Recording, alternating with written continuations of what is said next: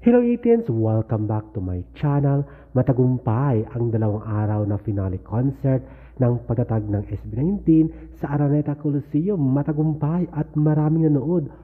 Jam pack, sold out at the power of 18s ang nangibabaw sa concert na finale ng SB19. Sold out at blockbuster kumbaga. Natupad din ang pangarap ng ating SB19 boys na makasama ang Glock 9, pinakasikat na rapper at hip-hopper sa bansa sa Pilipinas, at ito rin ang international Black American Filipino-American na si Apple the App, nanay ang Pilipina, tatay ang Amerikano, nakasama nila sa concert sa finale sa Araneta Coliseum. Dream come true ito ng SB19 boys. Naging trending ang Full of Energy at Ultimate Performance ng SB19 kasama ang member ng Black Eyed Peas na si Apple the App.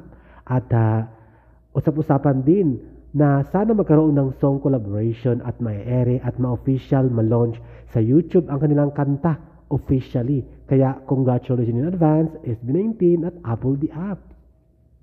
At famous OPM legend composer na si Loy Ocampo nakasama din ng ating SB19 boys, at syempre may niluluto diyang project kung gagawa ba sila ng kanta kasama si Loy Ocampo. At ito rin, nakasama din nila, naka-duet nila, nakasama sa stage, may collaboration ang isa sa mga composer at producer ng kanilang pinakalitis na kantang Moonlight na si Terry Zong mula sa China.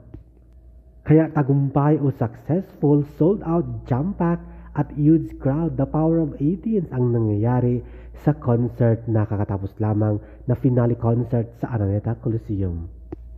At heto pa, lastly, nakasama ni Still Ahero sa isang world-class performance ang nag-iisang at OPM legendary composer-producer na si Ryan Cayabyab. Kaya naman, congratulations SB19 boys, natutupad na ang inyong pangarap dahil sa inyong pagsusumikap.